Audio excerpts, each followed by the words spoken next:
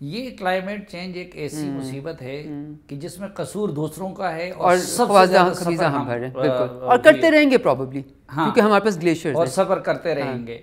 تو آپ نے اور بلاول صاحب نے، ظاہری بات ہے اس میں ہم اپر ہینڈ پہ ہیں دنیا کے ساتھ بات کرتے ہوئے، دنیا سے یہ بات کتنی تسلیم کروا دی اور ان کو پاکستان کی کتنی مدد پہ آمادہ کیا؟ دیکھیں پہلے تو آئی وانٹ ٹو کریکٹ، یہ کولیشن گورنمنٹ ہے تو کلیئرلی ہم لیڈ میں ہوتے ہیں، لیکن ہر کسی نے this was a team effort. And میرے نظر میں یہ میرے لیے بہت ایک اچھا موقع تھا جب میں نیو یارک میں 7 دن پرائم منسٹر صاحب، جو کلیئرلی ایک کولیشن گورنمنٹ ہے، ایک ایسی جماعت سے ہیں جس میں پہلے آج سے کئی سالوں پہلے ہم لوگ آپس میں شاید بیٹھ بھی نہیں سکتے تھے، اور باقی کولیشن پارٹنرز. کلائمیٹ چینج کی minister obviously she's from our own party but she had an important role.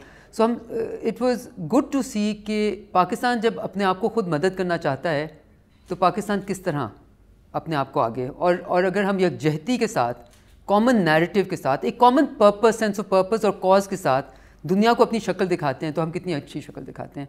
And I think میرے لیے یہ ایک بہت اچھا لمحہ اس لیے تھا کیونکہ ہم نے پچھلے 3-4 سال میں پاکستان کو بالکل اس سے اپوزٹ کرتے ہوئے دیکھا ہے. اپنا کہتے ہیں ڈرٹی لنن ہی نہیں ان پبلک، بٹ اپنا غصہ اور پوری دنیا کو جو پاکستان کے ورسٹ فیس ہے وہ دکھایا ہے.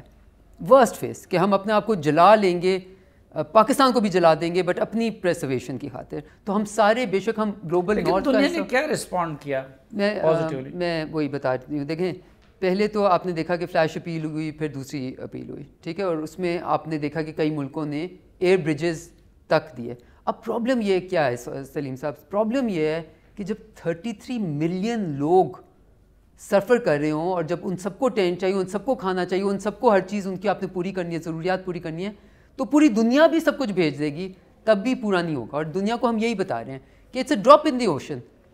آل the funding that had, all the goods جو بھیج رہے ہیں ابھی تک، دیکھیں لوگ بہت کہتے ہیں کہ جی یہ کھا گیا وہ کھا گیا، ابھی پاکستان حکومت کا کوئی تعلق ہی نہیں ہے.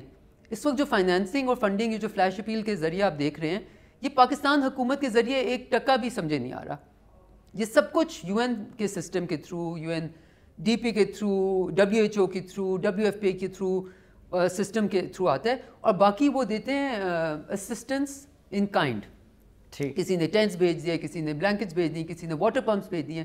سو یہ جو ہمارے انفارچونیٹلی پاکستان کے اندر سے ہی آوازیں آ رہی ہیں نا کہ کھا جا رہے ہیں، اس سے بدتر آپ پاکستان کے لوگوں کے ساتھ. اب شرم الشیخ میں، مصر میں کاپ کی کانفرنس ہونے والی ہے، اور ویسے تو وہ کمٹ کر لیتے ہیں، پچھلی کانفرنس میں بھی انہوں نے $100 بلین بھی کمٹ ہوا ہوا ہے جو کسی کو نہیں ملا.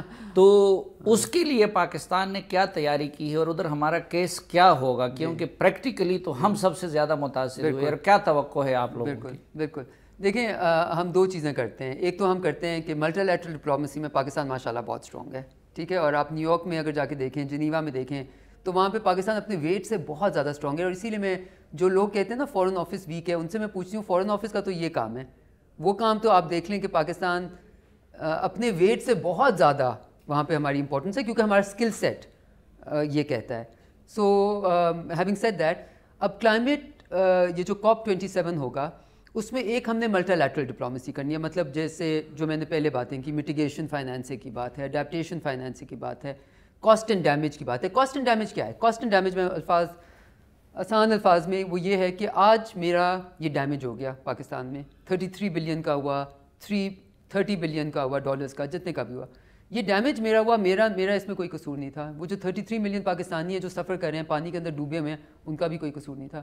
اب اس کی جو کاسٹ ہے وہ بھی ہمیں پتہ چل جائے. اب یہ کون پوری کرے گا؟ کیا یہ پاکستان جو کہ ایک ریسورس، جس کے پاس اتنی ریسورسز نہیں ہیں کہ وہ اس طرح کا ایک نیا ایک ان ایکسپیکٹڈ کاسٹ کو کر سکے، کیا کوئی فنڈ نہیں ہونا چاہیے دنیا کا جس سے ہم ٹیپ کر سکیں اور کہیں کہ یہ کلائمیٹ ایونٹ تھی؟